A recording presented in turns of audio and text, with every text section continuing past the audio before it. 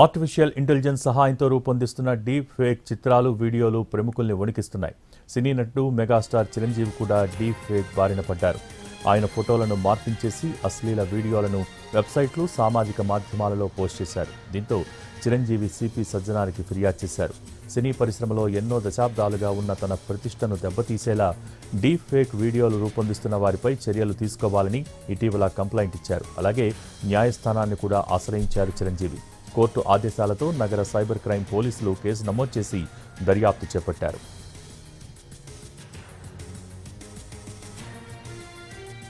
Artificial intelligence సహాయంతో రూపొందిస్తున్న deep fake చిత్రాలు, వీడియోలు ప్రముఖులను వణికిస్తున్నాయి.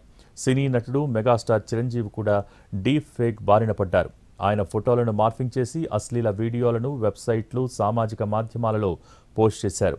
దీంతో చిరంజీవి సిపి సజ్జనారికి ఫిర్యాదు చేశారు.